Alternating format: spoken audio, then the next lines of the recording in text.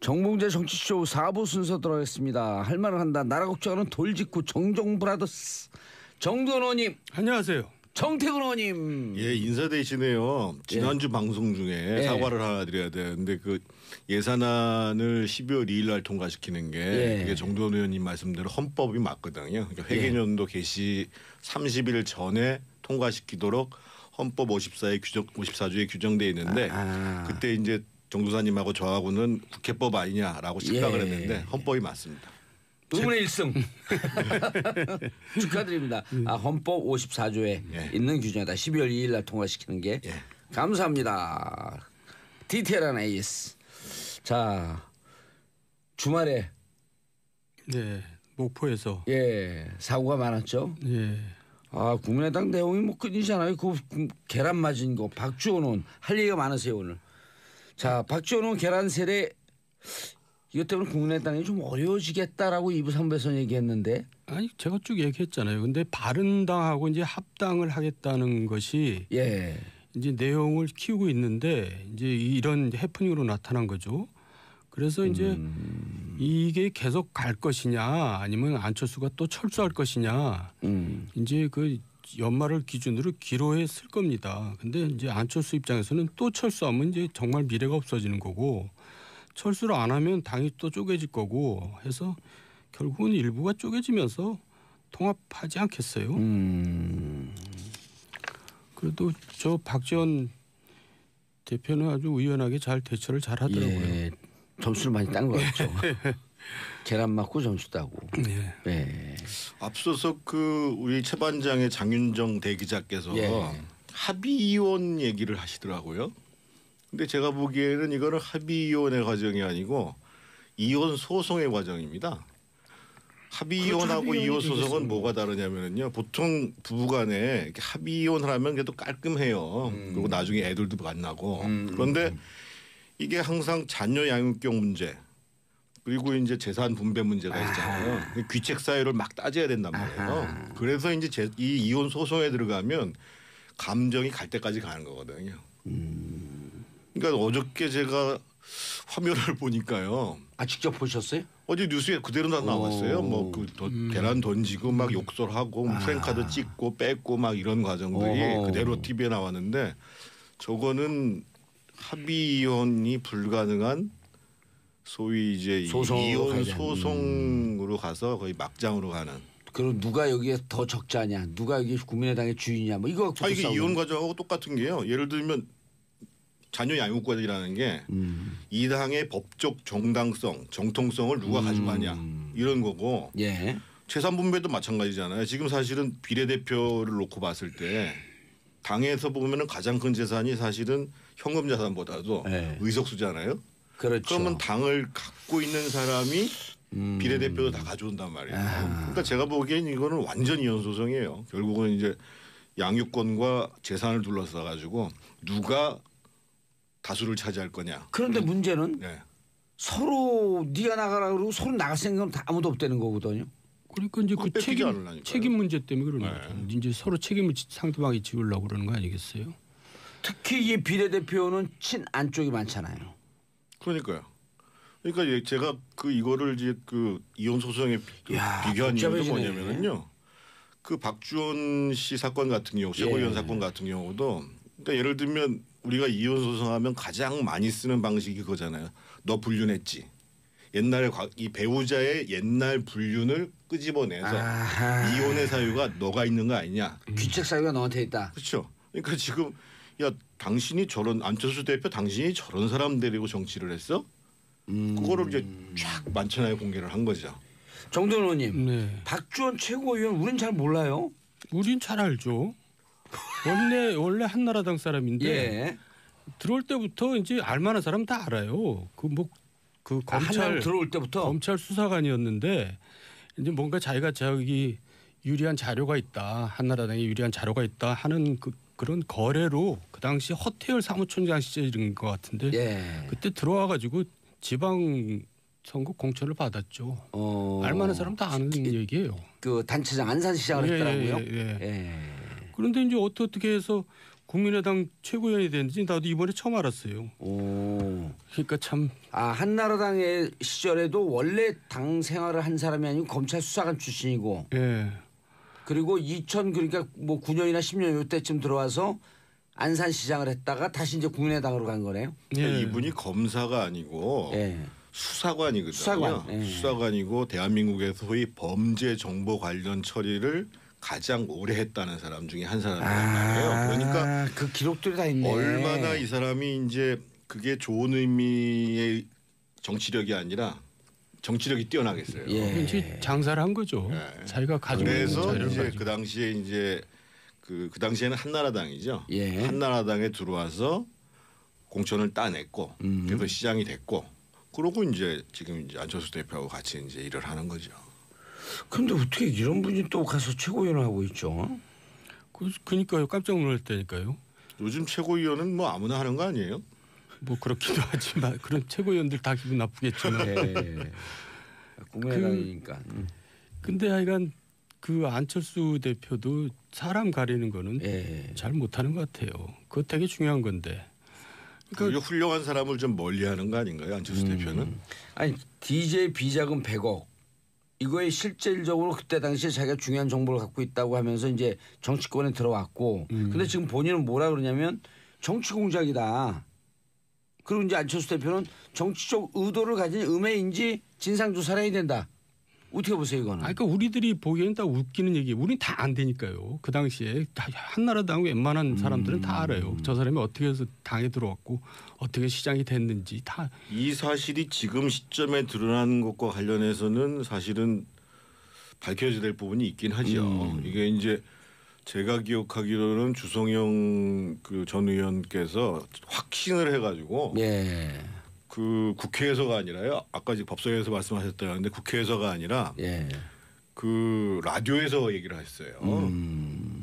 그래가지고 사실은 명예훼손으로 처벌받은 거거든요. 주성용 의원이요? 네. 그리고 그만큼 확신을 가져가지고 면책권을 이용해가지고 발언한 내용이 아니에요.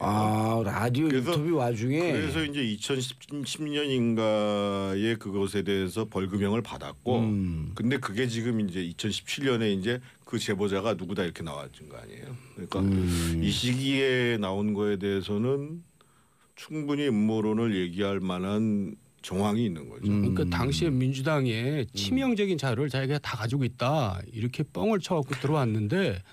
이제 그게 사실 그 한나라당에 들어올 때 이제 주성영 의원이 다 그걸 믿었죠. 그러다가 이제 그게 뻥이라는 게 다 드러났어요. 주성영 의원도 검찰 출신 아니에요? 그렇죠. 근데 그걸 그러니까 얼마나 자기가 뻥을 쳤으면 그걸 믿었겠어요. 아니, 실제로 그 자료 이런 내용이 있습니다라고 당에 보고까지 했다니까요. 주성영 의원이. 완전 확신하고. 근데 박지원 의원은 그랬어요. 주성영 의원이 그 좀 문제가 있는 것처럼 하고 주성영 의원과 통화한 내용이 다 있다 또 이러고 얘기를 하고 있거든요. 그럼 왜 자기가 그러면 통화한 내용을 밝히면 되죠. 그 두 분이 보기에는 주성영 의원이 그때 당시 확실한 것 때문에 이제 처벌을 받았지만 두 분이 보기에는 이분이 조금 더 문제가 있을 거다 이렇게 보시는 거죠. 우리들은 다 한나라당이 이 사람한테 당했다는 다 한나라당이 당했다. 다 그거 알고 없는 자료를 갖고 있는 것처럼 얘기를 했고 그 주성영 의원이 종종 실수를 많이 해가지고 이제 사건이 좀 많이 있긴 해도 이럴 정도로 황당한 사람은 아니거든요. 그러니까 뭐 자료를 줬으니까 얘기했겠죠. 아무 근거 없이 얘기했겠어요. 이 박지원 당시 검찰 수사관 출신에게 당이 당한 케이스다. 그럼 안철수 대표는 이 부분에 대해서 지금 당내에서는 바로 즉각적으로 징계해라 라고 하는 얘기가 높은데 이것도 또 정무적 판단이 떨어지는 거 아닌가요? 지금 징계하겠다는 거 아니에요? 근데 처음에는 이제 무슨 진상조사 얘기하다가 일단 바로 이제 징계하는 걸로 가겠죠. 그렇게 한심을 쓰세요? 아니 이 국민의당은 바람 잘 날이 없으니까. 아니 거기만 그럽니까? 자유한국당도 마찬가지죠. 자유한국당으로 이제 넘어가셔야죠. 그래서 제가 끝으로 좀 말씀드리고 싶은데 제가 보니까 저게 합의이혼이 안 될 것 같아요. 그러면 서로가 계속 그걸 가지고 이전 투구를 하는 것보다 사실은 당을 해체하면 비례대표들이 살아나거든요. 당을 해체 선언을 한 다음에 선택할 수 있는데 선택해라. 이쪽 호남파 선택하시는 분들, 이쪽 안철수파 선택하시는 분들 해가지고 하면 그러면 깨끗하지 않을까. 좀 재산은 좀 그러네요. 경제적인 손실은 좀 있겠죠. 당에서 비례대표들을 지키려고 그러면서 니네가 나가라 이렇게 싸우지 말고 해산하면 비례대표는 살아있나요? 그럼요. 당을 해산 선언하면. 네. 근데 해산 선언하려고 해도 전당대회를 열어야 되잖아요. 그럼 위임받을 수 없는 권력 아니에요. 그래서 제가 보기에는 안철수 대표 쪽에서 통합 당원 투표 문제를 검토하는 게 그런 여러 가지 복선이 깔려 있는 게 아닌가라고 저 혼자 추측하는 겁니다. 통합 당원 투표. 그러니까 통합 여부에 대해서 전당대회에 물어보겠다고 얘기하는 게 누구 머리에서 나온 건지 모르겠습니다만 상당히 복선이 깔려 있는 내용이 아닌가. 맞아요. 야권 그러니까 민주당 계열도 과거에 통합하면서 바로 그날 또 합당하고 그랬거든요. 해체하면서 바로 통합하고. 원래 통합 전문가는 사실은 민주당이죠. 민주당 쪽이죠. 민주당에서 좀 수출해야 될 것 같은데. 자, 예산 패싱 뭐 시간이 좀 지난 건데 자유한국당 원내대표 내일 14일이요. 네. 아까 그 잠깐 얘기하다가 진짜 전문가들 있으니까 그만 얘기하라 그러고 제가 장윤성 기자를 막았거든요. 그런데 김성태, 홍문종, 한성교. 근데 사실 다들 맞닥지 않은 사람들이기 때문에 누가 될 것이냐 예측하는 것 자체가 좀 자존심 상해요. 별로 누가 되든 뭔 상관이냐 이런 생각이기 때문에. 제가 정도원 의원님 말씀을 조금 품격 있게 이제 해석을 하자면 사실은 품격 있게 해석 좋습니다. 그 원내대표라는 지위가 특히 이제 보수정당 내에서는 일단 하나는 첫 번째로는 대중적인 호감이 있어야 되고 두 번째로는 내부를 잘 조정하고 통합할 수 있어야 되고 세 번째로는 상대당과 협상할 수 있는 능력이 있어야 되고 그러려면은 기본적으로 네 번째로 정책 능력이 있어야 되거든요. 근데 지금 나오신 분들로 봐서는 이게 다가오는 게 아무것도 없어요. 그러니까 이제 대중적인 호감도 그렇게 높으신 분들이 아니고 내부 통합 조정 이것도 좀 어려울 것 같고 또 협상 능력 이것도 좀 그럴 것 같고 그리고 또 정책 능력이 그렇게 있으신 분들도 아니거든요. 그건 너무 품격 있는 얘기고 지금 국정농단이 벌어져서 참 촛불민심으로 해서 새 정부가 들어선 마당에 아직도 박근혜 전 대통령 재판이 진행되고 있고 여기에서 먼저 친박 또 친박이 원내대표하고 나왔다는 게 이게 말이 되는 겁니까 이게? 그러니까 이게 한나라당은 참 자유한국당은 이거는 정말 미래가 없는 당이라는 걸 보여주는 거고요. 또 김성태 후보도 마찬가지잖아요. 거기 친후로 알려져 있잖아요. 저 자유한국당 욕하고 나갔다가 이제 또 분리하니까 그냥 바로 또 돌아왔잖아요. 그 철새 뭐 국민들이 이제 제일 싫어하는 또 철새 노릇을 했는데 이런 사람들이 원내대표 한다는 게 누가 그 관심을 갖겠어요. 근데 지금 가장 그 유력한 거로 보던데 김성태 의원이. 저는 조금 다르게 보는 게요. 지금 그 이전의 대립 구도는 친박과 비박의 대립 구도였잖아요.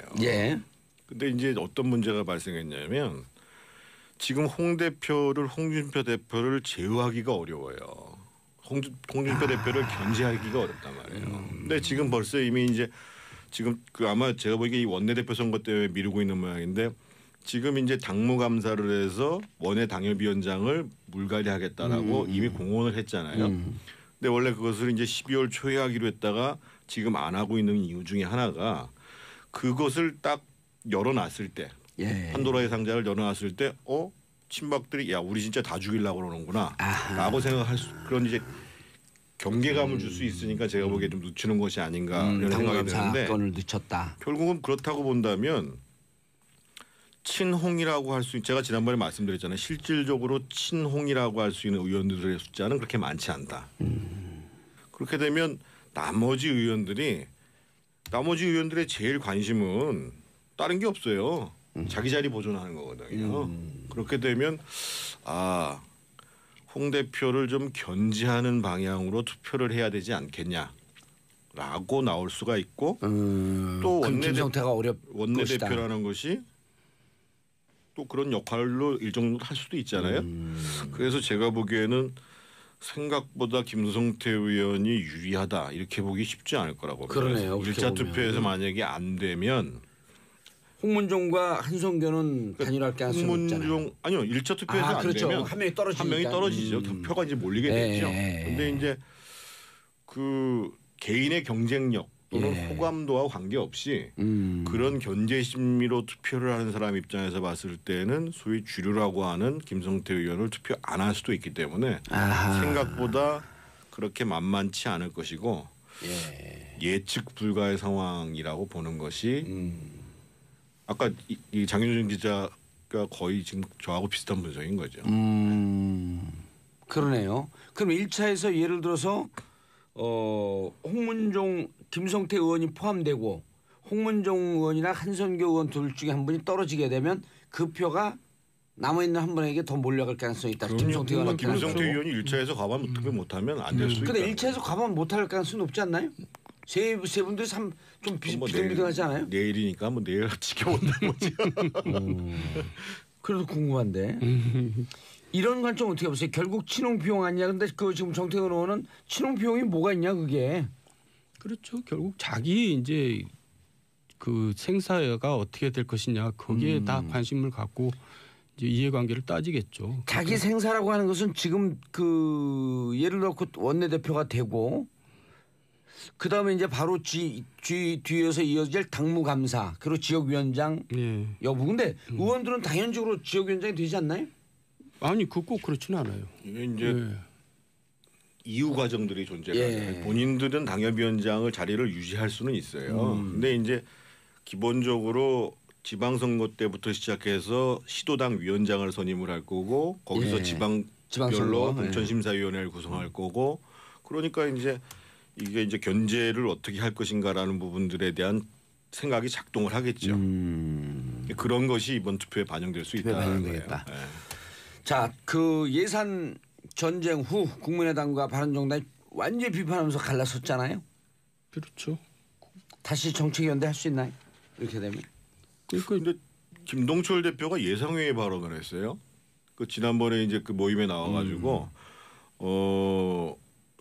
그 우리 하나하나 정책 연대를 하다 보면 통합까지도 갈 수 있다라고 하는 식으로 안철수 대표 쪽으로 약간 기운 듯한 그런 발언을 했더라고요. 그분은 호남에 뿌리를 두고 있어서 반안이다 이렇게 보였던 분인데. 네, 의외였어요 아주. 나도 그렇게 받아들였는데 그게 또 무슨 원내 전략상 일단 지금 아직 또 이제 임시국회가 있으니까 필요해서 그랬는지 또 원내대표로서는 당을 또 추스릴 필요가 있죠. 그런 입장에서 그렇게 발언했을 수도 있고. 돌발 질문. 예. 바른정당에서는 더 안 빠져나가나요? 가고 싶은 사람이 있는데 지금 못 가고 있는 거죠. 지금 몇 사람은 지금 돌아가고 싶은 사람이 있어요. 지금 현재 남은 게 11명이죠 이제. 11명이 안 되죠 지금. 11명이죠. 11명인가요? 11명이죠. 주호영원까지 다 빠져나가서. 근데 제가 지난 그 정확하게 11분에 대해서 정확하게 아시잖아요 두 분은. 뭐 알죠. 예.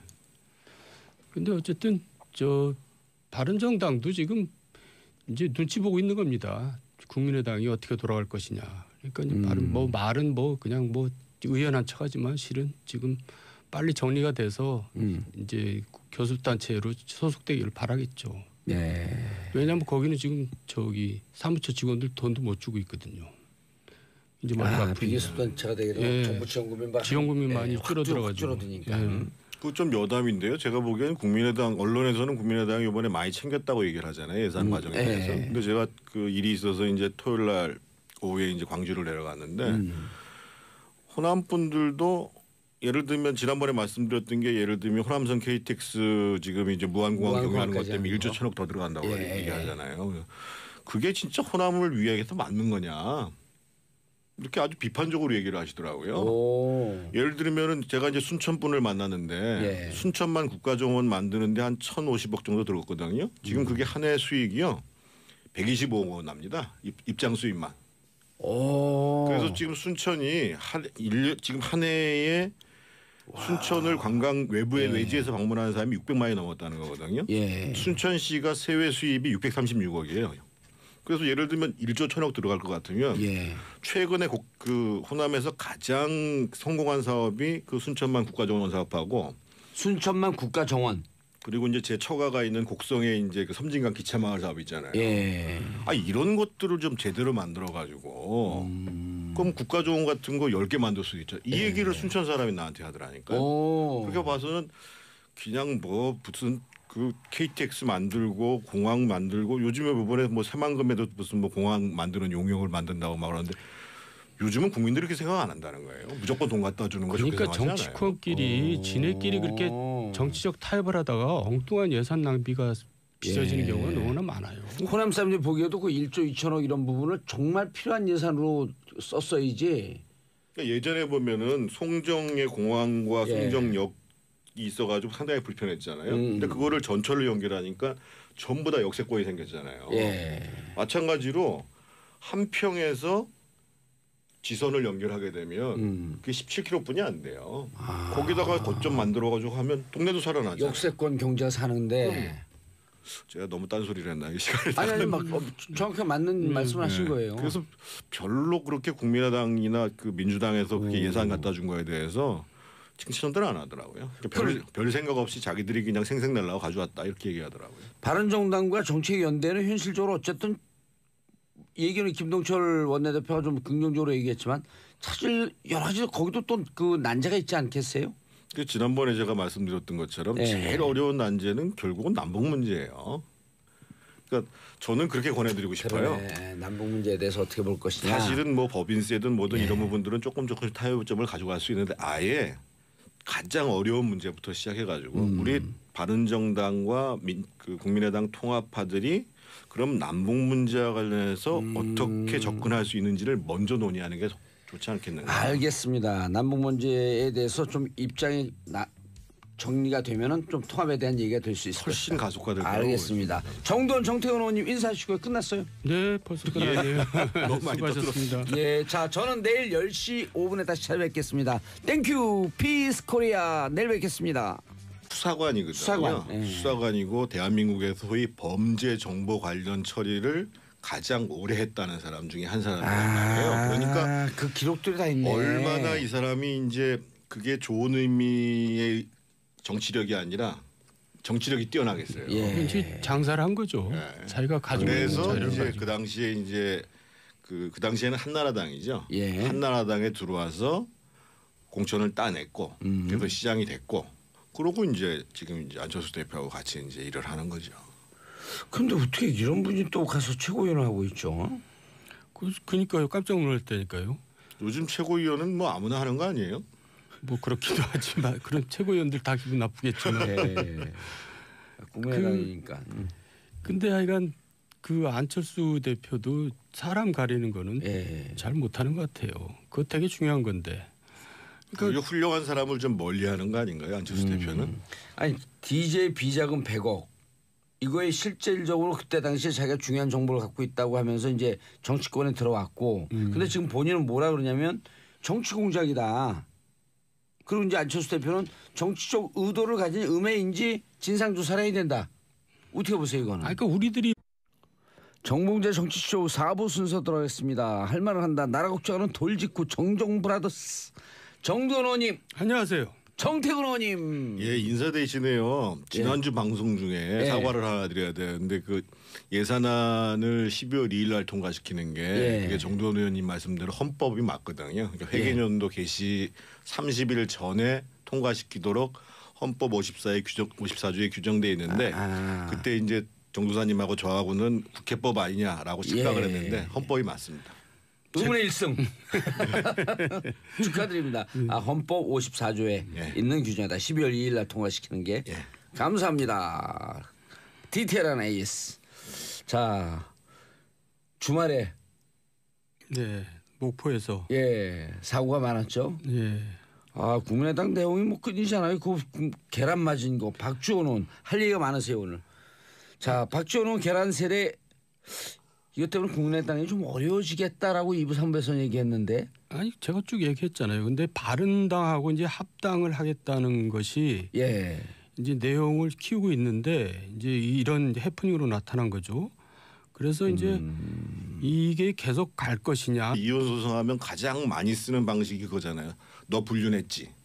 옛날에 이 배우자의 옛날 불륜을 끄집어내서 이혼의 사유가 너가 있는 거 아니냐. 귀책 사유가 너한테 있다. 그렇죠. 그러니까 지금 야 당신이 저런 안철수 대표 당신이 저런 사람 데리고 정치를 했어? 그거를 이제 쫙 만천하에 공개를 한 거죠. 정돈 의원님, 네. 박지원 최고위원 우린 잘 몰라요. 우린 잘 알죠. 원래 한나라당 사람인데 예. 들어올 때부터 이제 알만한 사람 다 알아요.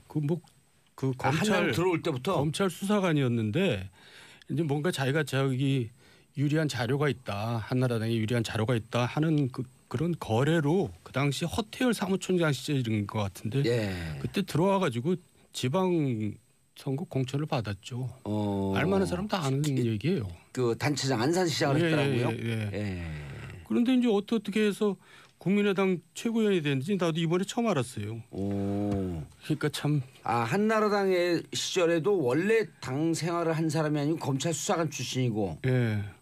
그리고 그러니까 뭐 9년이나 10년 요때쯤 들어와서 안산시장을 했다가 다시 이제 국민의당으로 간 거네요. 예. 이분이 검사가 아니고. 예. 아니면 안철수가 또 철수할 것이냐. 이제 그 연말을 기준으로 기로에 쓸 겁니다. 근데 이제 안철수 입장에서는 또 철수하면 이제 정말 미래가 없어지는 거고 철수를 안 하면 당이 또 쪼개질 거고 해서 결국은 일부가 쪼개지면서 통합하지 않겠어요. 그래도 저 박지원 대표는 아주 의연하게 잘 대처를 잘 하더라고요. 예. 점수를 많이 딴 것 같죠. 계란 맞고 점수 따고. 네. 네. 앞서서 그 우리 최반장의 장윤정 대기자께서 합의 이혼 얘기를 하시더라고요. 근데 제가 보기에는 이거는 합의 이혼의 과정이 아니고 이혼 소송의 과정입니다. 합의 이혼하고 이혼 소송은 뭐가 다르냐면요. 보통 부부간에 이렇게 합의 이혼을 하면 그래도 깔끔해요. 그리고 나중에 애들도 만나고. 그런데 이게 항상 자녀 양육경 문제. 그리고 이제 재산 분배 문제가 있잖아요. 귀책 사유를 막 따져야 된단 말이에요. 그래서 이제 이 이혼 소송에 들어가면 감정이 갈 때까지 가는 거거든요. 그러니까 어저께 제가 화면을 보니까요. 직접 보셨어요? 어제 뉴스에 그대로 다 나왔어요. 뭐 그 계란 던지고 막 욕설하고 프랭카드 찍고 뺏고 막 이런 과정들이 그대로 TV에 나왔는데 저거는 합의 이혼이 불가능한 소위 이제 이혼 소송으로 가서 거의 막장으로 가는. 그럼 누가 여기에 더 적자냐? 누가 여기 국민의당의 주인이냐? 뭐 이거 이게 이혼 과정하고 똑같은 게요. 예를 들면 자녀 양육권이라는 게 이 당의 법적 정당성, 정통성을 누가 가져가냐 이런 거고. 예. 재산 분배도 마찬가지잖아요. 지금 사실은 비례대표를 놓고 봤을 때 당에서 보면은 가장 큰 재산이 사실은 현금 자산보다도 의석수잖아요. 그렇죠. 그러면 당을 갖고 있는 사람이 비례대표도 다 가져온단 말이에요. 그러니까 제가 보기엔 이거는 완전 이혼 소송이에요. 결국은 이제 양육권과 재산을 둘러싸 가지고 누가 다수를 차지할 거냐. 그런데 문제는 서로 네가 나가라 그러고 서로 나갈 생각은 다 아무도 없다는 거거든요. 그러니까 이제 그 책임 문제 때문에 그러는 거죠. 이제 서로 책임을 상대방이 지우려고 그러는 거 아니겠어요? 특히 이 비례대표는 친안 쪽이 많잖아요. 그러니까요. 그러니까 제가 이거를 이제 이혼 소송에 비교한 이유도 뭐냐면요. 그 박지원 씨 사건 같은 경우, 최고위원 사건 같은 경우도 그러니까 예를 들면 우리가